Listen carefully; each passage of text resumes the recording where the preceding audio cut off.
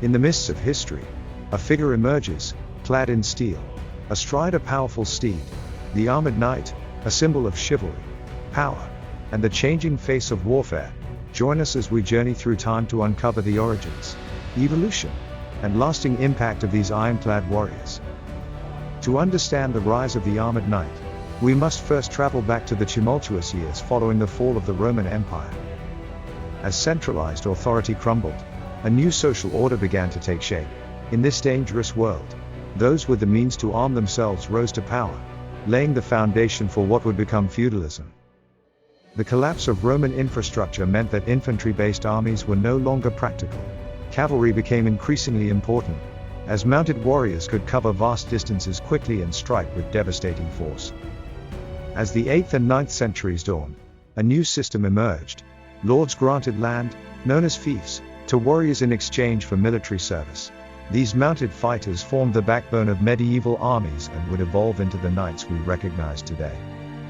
This was a pivotal moment. The link between land ownership and military service created a warrior class that would dominate European society for centuries. The earliest knights wore chain mail, interlocking metal rings that provided flexible protection against slashing attacks. Conical helmets protected the head, while long swords and lances gave reach and striking power. Chain mail was a game changer. It was flexible, allowing freedom of movement, but still offered significant protection. Combined with a shield, it made these early knights formidable opponents. A simple invention would revolutionize mounted warfare, the stirrup. This device allowed riders to stay firmly seated while delivering powerful blows with lance or sword. The stirrup transformed the mounted warrior from a mobile archer or spearman into a shock trooper. Knights could now deliver the full force of a charging horse through their weapons. As weapons evolved, so too did armor. By the 14th century, knights began wearing plates of steel over their mail. This trend culminated in the iconic full-plate armor of the 15th and 16th centuries. Full-plate armor was a marvel of medieval engineering. Each suit was custom-made, articulated to allow movement while providing nearly impenetrable defense. But knights were more than just warriors. They adhered to a complex code of behavior known as chivalry. Medieval literature expert, chivalry encompassed not just martial prowess, but also courtesy, piety, and loyalty. Knights were expected to protect the weak, honor women, and serve both their earthly lord and God. In times of peace, knights honed their skills in tournaments. These events, part sport and part military training, became elaborate spectacles. Tournaments allowed knights to showcase their skills, win fame and fortune, and network with their peers. They were also a way for rulers to keep their warriors sharp between conflicts. On the battlefield, knights were a fearsome sight. A charge of heavy cavalry could break enemy lines and turn the tide of battle. Knights were the tanks of their day. Their psychological impact was as important as their physical prowess. The sight of a line of armored horsemen bearing down on you was terrifying. The power of knightly warfare was demonstrated during the First Crusade. At the siege of Antioch in 1098, a desperate charge by knights broke the Muslim army, leading to the capture of the city. Antioch showcased both the strengths and weaknesses of knights. Their charge was decisive, but the preceding siege had pushed them to the brink of starvation. Knights were formidable, but not invincible. Throughout history, certain knights achieved legendary status.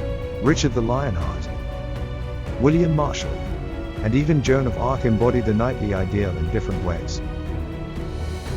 These figures captured the imagination because they represented the highest ideals of knighthood. Whether it was Richard's courage, Marshall's loyalty, or Joan's faith, they showed what knights could aspire to be. The age of knights began to wane with the advent of gunpowder weapons. Firearms and cannon could penetrate even the finest armor, rendering the heavily armored knight obsolete. The Battle of Agincourt in 1415 showed the vulnerability of knights to massed archery. As firearms improved, the writing was on the wall. The day of the armored knight was coming to an end. Though the age of knights has passed, their influence lingers. Modern concepts of honor in warfare, the structure of many armies, and even the idea of the warrior hero can be traced back to the knights of old. The knight as a symbol of courage, loyalty, and martial prowess continues to resonate. From modern military traditions to popular culture, the echo of hoofbeats and the clash of steel still stirs our imagination. From their origins in the chaos of the early Middle Ages to their zenith as the supreme warriors of medieval Europe, armored knights left an indelible mark on history. They shaped warfare, influenced social structures, and created a code of behavior that still echoes today. As we reflect on the age of chivalry, we're reminded that even as technology and society evolve, the human qualities that knights aspired to, courage, loyalty, and the protection of the weak, remain as relevant as ever. Thank you for joining us on this journey through the age of armored knights. If you enjoyed this exploration of medieval warfare and chivalry, please take a moment to like this video and subscribe to Bullet Point History for more fascinating dives into the past. We're always eager to hear from our viewers. If there are historical topics you'd like to see covered in future videos, let us know in the comments below.